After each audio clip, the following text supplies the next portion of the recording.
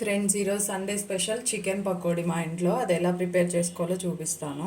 First chicken నీట్గా కడుక్కోండి salt వేసుకుని. ఇప్పుడు మ్యాగ్నేట్ చేసుకోవడానికి ఒక స్పూన్ సాల్ట్ వేసుకోండి, మీ టేస్ట్కి సరిపోయినంత. సాల్ట్ ఎక్కువ పట్టదు, చూసుకుని వేసుకోండి. కారం కూడా అంతే, మీకు ఎంత కావాలో స్పైసీనెస్ అంత వేసుకోండి. కొంచెం పసుపు, ఒక స్పూన్ ధనియాల పొడి,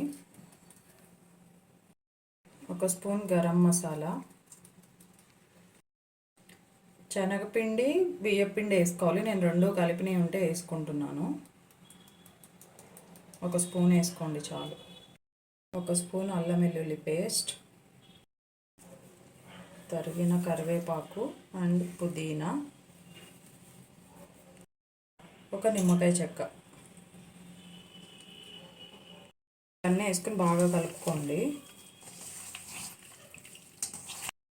ఇదంతా మ్యాగ్నేట్ చేసుకుని ఒక హాఫ్ అన్ అవర్ ఫ్రిడ్జ్లో పెట్టుకోండి. నేనైతే హాఫ్ కిలో చికెన్కి క్వాంటిటీ చూపించానండి. మీరు ఎక్కువ తీసుకుంటే ఇంకా ఎక్కువ వేసుకోండి క్వాంటిటీ.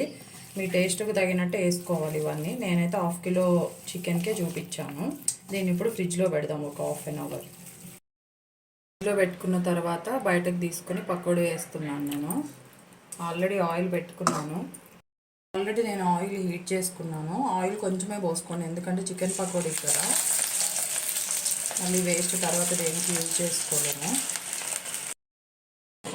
ఇలా ఫ్రై చేసుకున్న పకోడీ టిష్యూలోకి తీసుకోండి.